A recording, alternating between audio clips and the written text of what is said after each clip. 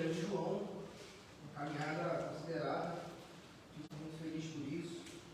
Nós, domingo passado, meditamos um pouco sobre o bom pastor. Confesso que a cada ponto que eu dava, eu pedi misericórdia do Senhor. Quando a gente olha o ideal de Jesus Cristo, né, é sempre um desafio. Então, eu falar e apoiar ao mesmo tempo, mas que Deus conceda graça, né? Meus irmãos, hoje nós vamos encerrar o capítulo 10 de João e faremos a leitura do versículo 22 ao 42. João, capítulo 10, do versículo 22 ao 42. A palavra de Deus diz assim: Era inverno, e Jesus estava em Jerusalém na celebração da festa da dedicação. Ele caminhava pelo templo, na parte conhecida como Pórtico de Salomão. Quando os líderes judeus o rodearam e perguntaram: quanto tempo vai nos deixar em suspenso? Se você é o Cristo, diga-nos claramente. Jesus respondeu: eu já lhes disse, e vocês não creram. A prova são as obras que realizo em nome de meu Pai. Mas vocês não creem em mim, porque não são minhas ovelhas. Minhas ovelhas ouvem minha voz, eu as conheço, e elas me seguem. Eu lhes dou a vida eterna, e elas nunca morrerão. Ninguém pode arrancá-las de minha mão, pois meu Pai as deu a mim, e Ele é mais poderoso que todos. Ninguém pode arrancá-las da mão de meu Pai. O Pai e eu somos um. Mais uma vez, os líderes judeus pegaram pedras para atirar nele. Jesus disse: por orientação de meu Pai, eu fiz muitas boas obras. Por qual delas vocês querem me apedrejar? Ele respondeu: não vamos apedrejá-lo por nenhuma boa obra, mas por blasfêmia. Você, um simples homem, afirma que é Deus. Jesus respondeu: as próprias escrituras de vocês afirmam que Deus disse a certos líderes do povo: eu digo, vocês são deuses. Vocês sabem que as escrituras não podem ser alteradas. Portanto, se aqueles que receberam a mensagem de Deus foram chamados de deuses, por que vocês consideram blasfêmia quando eu digo, eu sou o Filho de Deus? Afinal, o Pai me consagrou e me enviou ao mundo. Não creiam em mim se não realizo as obras de meu Pai, mas se as realizo, creiam na prova, que são as obras, mesmo que não creiam em mim. Então vocês saberão e entenderão que o Pai está em mim e que eu estou no Pai. Novamente, tentaram prender, mas ele escapou e os deixou. Foi para o outro lado do Rio Jordão, perto do lugar onde João batizava no início, e ficou ali por algum tempo. Muitos o seguiram, comentando entre si: João não realizou sinais, mas tudo o que ele disse a respeito deste homem se cumpriu, e muitos ali creram. Queridos,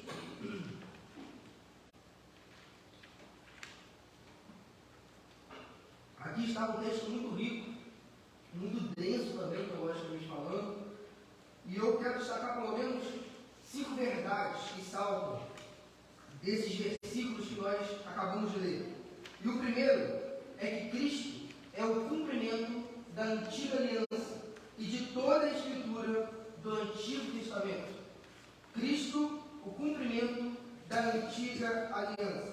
O versículo 22 vai falar que no inverno Jesus estava em Jerusalém na festa da dedicação.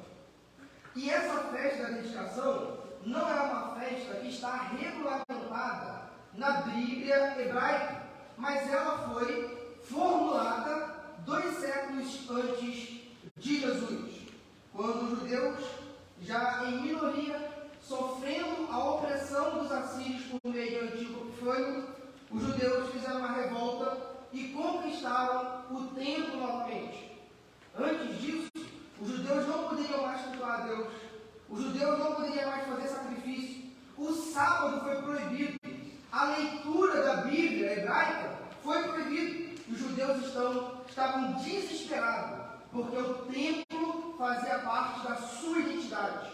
E na antiga aliança existia um local físico onde Deus morava, que era o templo de Jerusalém, mais especificamente na arca e no propiciatório que ficava no Santo dos Santos.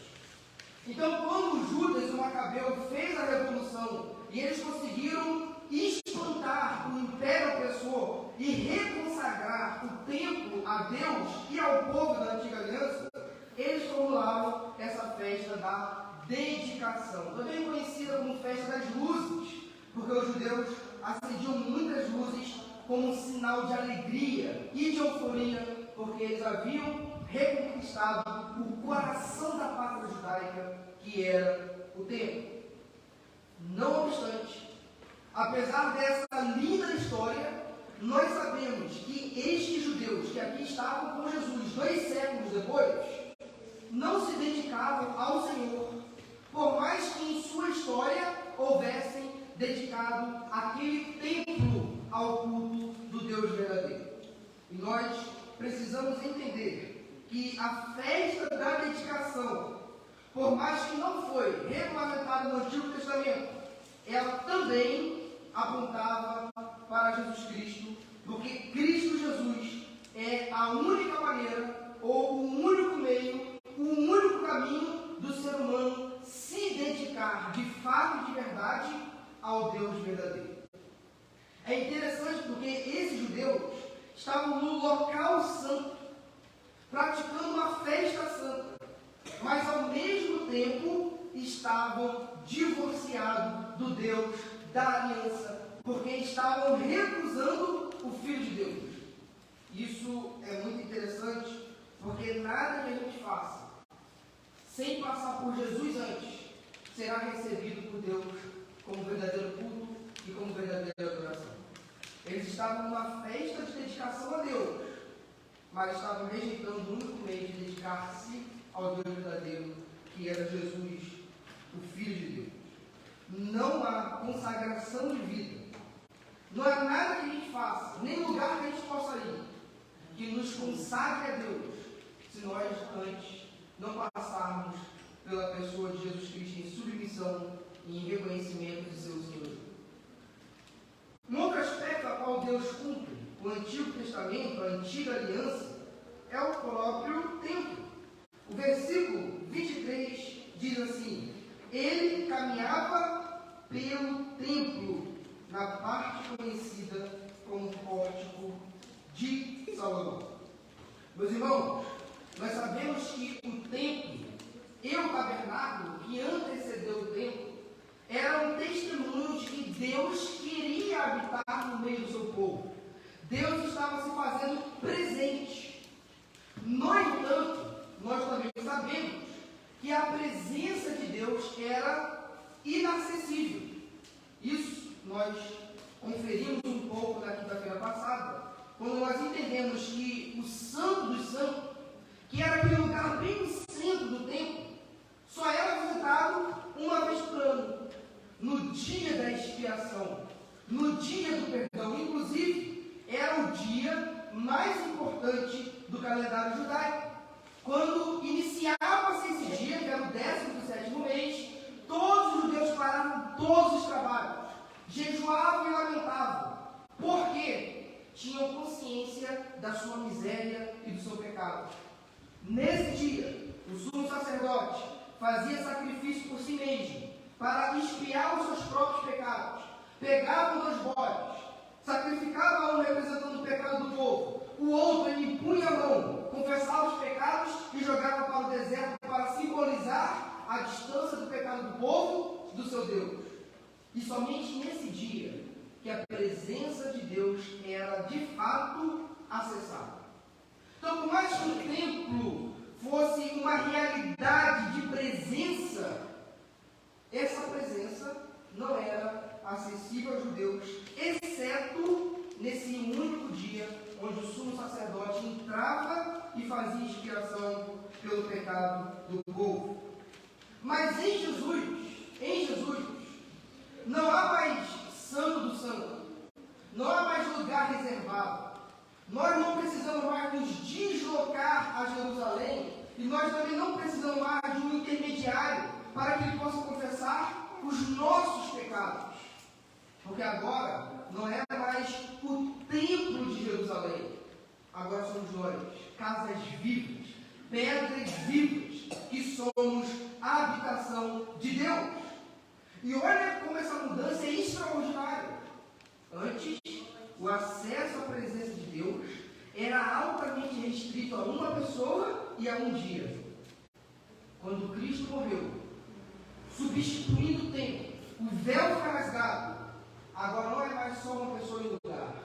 Agora são todos os lugares e todas as pessoas que podem ter acesso à presença de Deus, porque o Espírito Santo foi derramado sobre toda a carne. Jesus é a pedra angular desse novo templo que está sendo construído. Essa é a linguagem do apóstolo Pedro. Quando ele fala que os salvos vão sendo aglutinados no templo vivo, como se num processo histórico, quando Cristo voltar, ele vai encontrar esse templo vivo em perfeita harmonia e terminado, baseado na obra de Jesus. O templo cumpriu a sua função, porque foi substituído pelo Filho, que é o verdadeiro templo de Deus. Em João, capítulo 1, versículo 14, fala que o Verbo de Deus se fez carne.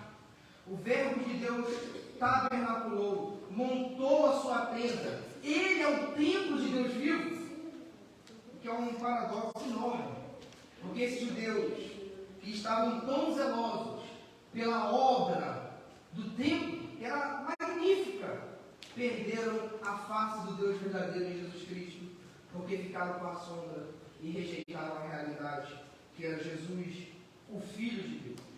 Por fim, nós entendemos que o Cristo é o cumprimento da antiga aliança, porque Ele é a resposta para o anseio messiânico que havia no povo de Israel. O versículo 24 diz assim: quando os líderes judeus o rodearam e perguntaram: quanto tempo vai nos deixar em suspense? Se você é o Cristo, diga-nos claramente. Nós sabemos, pelo desfecho da história, que essa pergunta não queria verdade, queria, na verdade, inibi-la.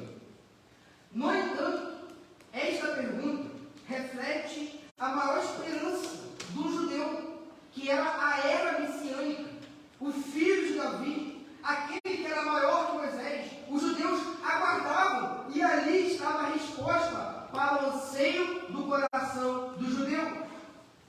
No entanto, os judeus se decepcionaram com Deus.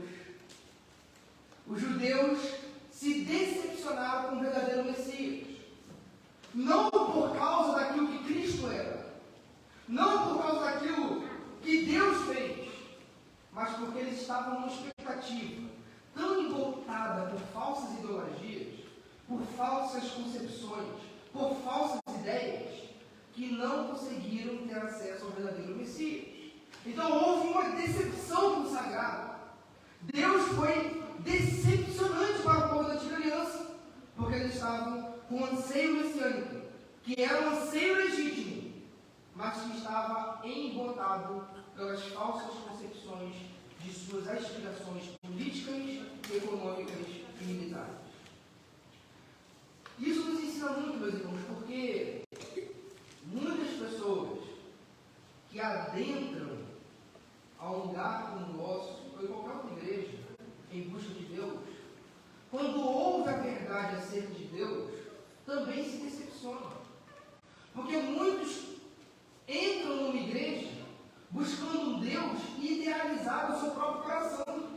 E quando as Escrituras é exposta, quando a verdade é pregada, eles se decepcionam. Não, se é assim, eu quero. Queridos, esse erro dos judeus também é um refrão histórico que atinge muitos, inclusive daqueles que nós conhecemos. Há uma história de uma mulher que orava muito para que o seu esposo se convertesse. Orava muito. Ela, na linguagem bem evangeliquez, pediu muito. E quando o marido se converteu de verdade. E começou a ir para a igreja, assumir compromissos, ter um estilo de vida em santidade. E, inclusive, começou a chamar a atenção da esposa que orava por ele. E aí aquilo começou a incomodar ela. Ah, Deus, se fosse para o meu marido se converter e ficar assim, eu queria.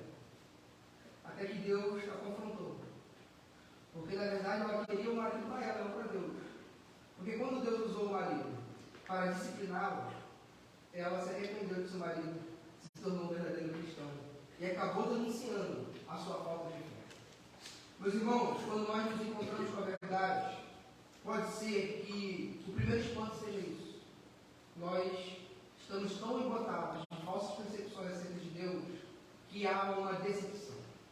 Então, meus queridos, Jesus cumpriu a antiga aliança, porque por meio dele, o ser humano pode se dedicar a Deus de fato de verdade, cumprindo a fé da dedicação. Porque agora nós não precisamos mais ir ao templo lá em Sião, porque nós somos casa de Deus, porque o templo foi substituído por Jesus Cristo. E porque Jesus é o anseio da era messiânica, porque ele foi o próprio Messias, findando assim toda aquela linhagem étnica, racial e geográfica que operava na antiga aliança por meio de Israel. Jesus é o cumprimento das Escrituras. Segundo, nesses textos, nós aprendemos que Cristo é o Deus encarnado. Cristo é o Deus encarnado. Dos versículos 25 ao 30, nós veremos essa verdade de maneira muito patente, muito clara, que Jesus reivindica para si a divindade. Versículo 25 diz assim: Jesus respondeu: eu já lhes disse, e vocês não creram em mim. A prova são as obras que realizo em nome do meu Pai. Ora, Jesus disse que já havia dito aos judeus que ele era o Messias.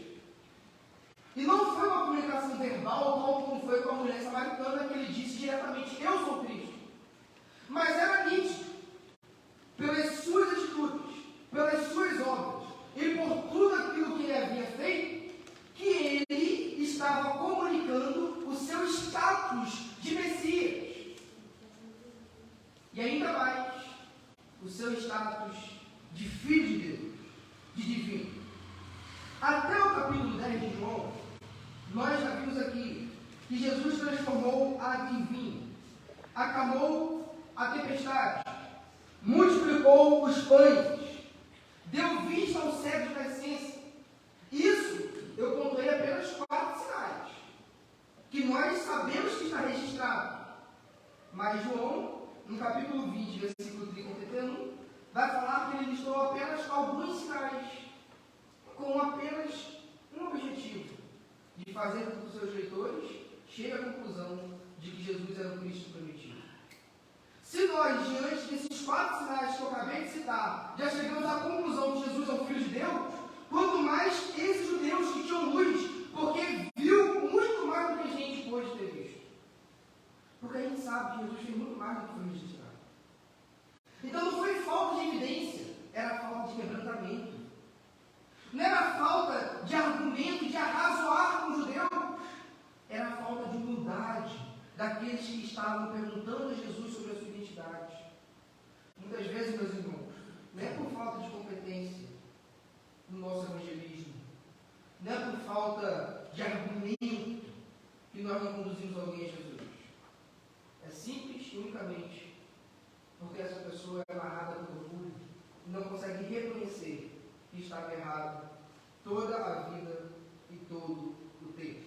Então, Cristo é o Deus encarnado, e isso é evidenciado pelas suas obras. Mas tem uma outra coisa que diz que Jesus é o Filho de Deus, que é a sua função idêntica ao Pai. Versículos 28 e 29 diz assim: eu lhes dou a vida eterna, e elas nunca morrerão.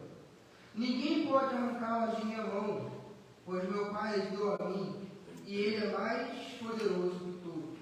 Ninguém pode arrancá-las da mão do meu Pai. Observe que Jesus atribui a si uma função que só era possível ao Pai, o Deus Todo-Poderoso, que era assegurar as ovelhas de tal maneira que ninguém pudesse arrebatar as ovelhas de suas mãos, e também de dar vida eterna, coisa que somente Deus, o Pai, poderia ser. O arquiteto, gente, com um pouco fã do que ele fala, então agarra por causa disso, tá bom? Então, observe que que essas funções que Jesus atribuiu a si mesmo, de segurar as ovelhas e de dar a vida eterna, são coisas que não caberiam na boca de qualquer mortal, senão que fosse Deus encarnado. Meus irmãos, seria de fato uma blasfêmia de Jesus se fosse um mero mortal dizendo que nada poderia arrancar as ovelhas de suas mãos e que ele dava a vida eterna para as suas ovelhas. Mas, por último, Cristo, o Deus encarnado, porque ele assim afirmou. Versículo 30. O Pai e eu somos um. Meus irmãos, além das suas obras e além de Jesus atribuir a si mesmo funções e prerrogativas que eram exclusivas do Pai, ele agora diz que é um com o Pai. Ele não deixa margem para dúvidas. Ele está falando que ele é portador da mesma natureza que o Deus Pai. Tanto é que os judeus ficaram escandalizados com a afirmação dessa e queriam apedrejá-lo, acusando de blasfêmia. Queridos, o Senhor Jesus, além de evidenciar com muitas provas cabais e externas, ele tem uma autoconsciência da sua filiação com Deus. Porque Jesus é Deus. É o Deus encarnado. Ele é 100% homem e 100% Deus. E sobre essa verdade se encerra a igreja de Jesus Cristo. Isso é tão central à fé cristã, mas tão central, que se a gente perde essa pérola, a gente perde toda a riqueza advinda do Evangelho. Toda a riqueza advinda do Evangelho.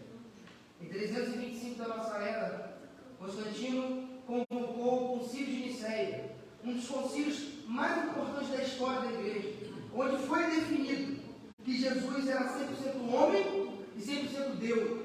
Mas há um personagem nesse concílio que é um dos heróis da fé para mim, de maneira pessoal, que se chama Atanásio, bispo de Alexandria, que encarou Ário, um bispo que dizia que Jesus era semelhante ao Pai, mas não era igual ao Pai. Parece uma variação semântica, mas não é. Faz toda a diferença. Jesus não era semelhante a Deus, ele era Deus. Então, nessa disputa, nessa celeuma que houve em 325, foi definido como um tesouro da fé cristã. E Jesus Cristo é portador e é idêntico ao Pai em seus atributos, em suas prerrogativas e em sua natureza. Por isso, meus irmãos, se houver uma grande apostasia quanto à identidade de Jesus Cristo, que nós, tal como Atanásio, possamos enfrentar o mundo em prol dessa verdade. É interessante que Atanásio ele defendeu essa verdade contra tantas pessoas, que existe um adágio que diz: Atanásio contra o mundo. Tal como ele enfrentou os outros bispos que queriam diminuir a divindade de Jesus. Meus irmãos, nós precisamos entender isso, que Jesus Cristo é Deus. Terceira verdade que nós aprendemos desses versículos: Cristo, o amado das ovelhas. Nós já aprendemos que Cristo é o cumprimento da antiga aliança, que Cristo é o Deus encarnado, e agora veremos que Cristo é o amado das ovelhas. Versículo 26 diz assim: mas vocês não creem em mim porque não são minhas ovelhas. Ou seja, os judeus não criam em Jesus porque não tinham disposição humilde de aceitar a verdade que estava tão patente aos seus olhos. E isso nos ensina a verdade inversa. Que se eles não estavam aceitando a verdade porque não eram das ovelhas de Cristo, significa que aqueles que o amam irão confiar no bom pastor como o Senhor das suas almas. Então nós aprendemos que Cristo é o amado das ovelhas, porque as suas ovelhas confiam nele, confiam em Jesus. E esse termo Jesus é uma escola a qual nós estamos matriculados até o túmulo. Até o túmulo. Às vezes a gente acha que a nossa confiança em Jesus é imbatível. Mas aí chega uma situação que nos coloca contra a parede. E vem várias opções, várias tentações de nós não confiarmos única e exclusivamente em Jesus. Das diversas naturezas. Nós podemos, talvez, titubear e fraquejar. Mas Jesus já se mostrou digno de que Ele é 100% confiável. De que Ele é absolutamente bom, porque Ele é Deus. E sendo Deus, Ele tem um caráter santo e imutável. Meus irmãos, Cristo é amado por suas ovelhas. E esse amor se manifesta na confiança. Não sei qual o problema que cada um dos irmãos está enfrentando nesse momento. Seja externo ou interno. Mas confie em Jesus. Porque Ele é o bom pastor de suas ovelhas. E Ele tem um compromisso de te carregar em suas mãos. Mas confie. Confie. Cristo, amado por suas ovelhas, porque as suas ovelhas o ouvem. Primeiro, as suas ovelhas confiam. Agora, as suas ovelhas o ouvem. Diferentemente desses judeus que não queriam ouvir Jesus, as suas ovelhas o ouvem. Têm prazer em escutar a sua voz. E ouvir nas Escrituras tem muito a ver com entender, com clareza, com aceitar. Então, as ovelhas de Jesus o amam e por isso o buscam conhecer mais. Por isso o buscam entender mais a sua voz. Procure mergulhar nas santas doutrinas da palavra de Deus. Porque a beleza de Cristo é aquilo que mais fascina as ovelhas de Cristo. Cristo é amado das suas ovelhas, porque as suas ovelhas têm prazer em ouvir a sua voz. Têm prazer em ler as Escrituras, em meditar na Bíblia, em ouvir pregações, em se esmerar no aprofundamento do entendimento do bom pastor. Por fim, Cristo é amado das ovelhas, porque as ovelhas o seguem. Versículo 27 diz assim, versículo 27, minhas ovelhas ouvem minha voz, eu as conheço e elas me seguem. Então, como é que nós provamos que somos ovelhas que amamos Jesus? Quando nós confiamos em Jesus, quando nós ouvimos a sua voz e quando nós o seguimos. E seguir tem a ver com a prática, com a vida, com o dia a dia. É nós darmos os passos nas pegadas de Cristo. É nós seguirmos os seus ensinamentos. É mais do que conhecer, apesar de não poder ser menos do que isso. Mas é encarnar os conhecimentos. É aplicar aquilo que nós conhecemos de Jesus à nossa vida, na prática, no dia a dia, e em todos os momentos, e em todas as áreas que nós vivemos. As ovelhas demonstram que amam Jesus, confiando nele, ouvindo ele e o seguindo em sua vida. Quarta verdade que nós aprendemos nesses textos é que Cristo é aquele que valoriza as Escrituras. Cristo é aquele que valoriza as Escrituras. Versículos 34 e 35.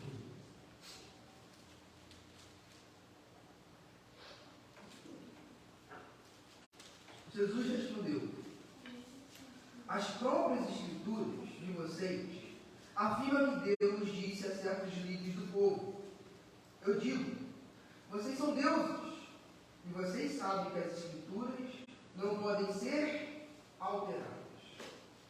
Meus irmãos, esses versículos são formidáveis. São formidáveis. Porque se nós somos ovelhas de Jesus e o seguimos, e Jesus foi uma pessoa que amou as Escrituras e que se submeteu a ela, qual vai ser a atitude das ovelhas de Jesus? Se não amar, valorizar e praticar as Escrituras? Para Jesus, a Bíblia era a fonte de autoridade. Versículo 34. Jesus respondeu: as próprias Escrituras de vocês afirmam. O que Jesus quer dizer com isso? Olha, se vocês não estão crendo nas minhas obras, Se vocês não estão crendo no que eu estou falando, creia nas escrituras de vocês. Já que as escrituras é um campo comum, a qual eu e vocês nos submetemos, então olhem para as escrituras, porque as escrituras apontam para mim. O fim das escrituras sou eu. Isso é maravilhoso. É maravilhoso. Se você não tem mais nada, creia na Bíblia de vocês. Porque se está difícil para enxergar isso, então olha os Salmos, olha os Provérbios, olha Moisés, e vocês verão que todas as escrituras apontam para mim. Isso nos ensina, meus irmãos, que nós temos que ter nas escrituras a nossa única fonte de regra e fé. Por isso nós nos distanciamos tanto dos católicos romanos, que há pelo menos 3 fontes de autoridade. Mas para nós, protestantes evangélicos, assumimos somente uma regra, que é as escrituras. Por isso nós afirmamos sempre, em outubro, que uma das marcas da igreja distintiva de Jesus Cristo é só a escritura. Somente a escritura. Porque Jesus chamou a escritura para encerrar a questão. No dia da vocação de Samira, ainda no namoro, eu estava conversando com ela e falei assim, amor, e quando a gente tiver alguma discussão que a gente não conseguir ver nenhuma saída? E quando a gente tiver uma situação assim, que eu penso totalmente diferente de você, como que nós vamos decidir? E a conclusão que nós chegamos é o seguinte: vamos procurar a sabedoria bíblica e calar nossas vozes. O que a Bíblia dizer, mesmo contrariado, a gente segue. Porque, meus irmãos, nós precisamos ter essa resolução no nosso coração, de que a Bíblia é a fonte de autoridade. Por isso, qualquer coisa que vá contrariá-la precisa ser silenciada, inclusive no nosso coração. Para Jesus, a Bíblia era um único livro inalterável. Versículo 35. Vocês sabem que as escrituras não podem ser alteradas. Olha o elevado conceito que Jesus tem da Bíblia. Olha como Jesus tem um apreço gigantesco pelas Escrituras. Porque ele sabe que a Bíblia é inspirada por Deus. E sendo inspirada por Deus, ela é inalterável. Porque é a palavra de Deus. Deus é santo, é perfeito, é imutável e não erra. Logo, a sua palavra é perfeita, é santa, é imutável e nunca irá errar. A palavra de Deus, ela é vivificada, diz Hebreus 4:12. A palavra de Deus é o meio pelo qual nós nos santificamos, João 17:17. A palavra de Deus é o martelo que esmiuça a penha, disse Jeremias. A palavra de Deus é a verdade que liberta. Jesus disse isso em João 8. Nós poderíamos falar muitas coisas acerca disso. Mas Jesus nos ensina que nós precisamos ter essa autoconceituação das Escrituras, de que a palavra de Deus é inalterável, porque ela é inspirada pelo próprio Deus. 2 Timóteo, capítulo 3, versículo 16, Paulo vai dizer que as Escrituras são inspiradas por Deus. Esse termo inspirado do grego, neopneustos, quer dizer que a Bíblia é soprada, ela é dada, ela é revelada aos homens, para que nós possamos ter uma vida irrepreensível e segundo a imagem de Jesus. Se nós queremos replicar a imagem de Jesus na nossa vida, nós precisamos ter esse elevado conceituação da Bíblia e nos submetermos a ela. Jesus era Deus, mas em sua função na terra, ele se submeteu a Deus, se submetendo às Escrituras. Por fim, a autoridade da Bíblia, ela será real em nossa vida quando nós somos confrontados e aceitamos o confronto. Os judeus tinham uma aparente submissão às Escrituras, mas era somente aparente. Porque quando os judeus foram confrontados pelas Escrituras e a verdade foi revelada, eles preferiram mudar as Escrituras, mas Jesus diz que as Escrituras que não podem ser mudadas, quem tem que mudar somos nós. Eu sei que não é nenhuma novidade, mas pelas Escrituras expostas que nós somos confrontados, meus irmãos, assim como em Romanos 1 e 2, a gente sabe que a gente está errado. Então é melhor aceitar. Agostinho disse o seguinte: se você crê somente naquilo que gosta do Evangelho e rejeita o que não gosta, não é no Evangelho que você crê, mas sim em si mesmo. Leonardo Ravenhill disse o seguinte: as pessoas que querem mudar a Bíblia são as pessoas que não foram mudadas por ela. Então, meus queridos, ser confrontado pelas Escrituras não é uma raridade, vez ou outra nós somos. A diferença é que a ovelha de Jesus agradece por isso. E quando é confrontado, a ovelha de Jesus trilha pelo caminho do arrependimento e se conforma à verdade de Deus. Por último, a última verdade, a qual nós atestamos nesses textos, é que Cristo, ele é ao mesmo tempo odiado e amado. Cristo é ao mesmo tempo odiado e amado. Versículos 31 ao 33 diz assim: mais uma vez, os líderes judeus pegaram pedras para atirar nele. Jesus disse: por orientação de meu pai, eu fiz muitas coisas. Por qual delas vocês querem me apedrejar?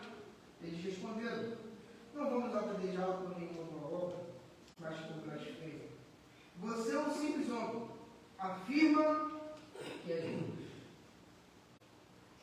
Mais na frente vai dizer que eles queriam prender Jesus.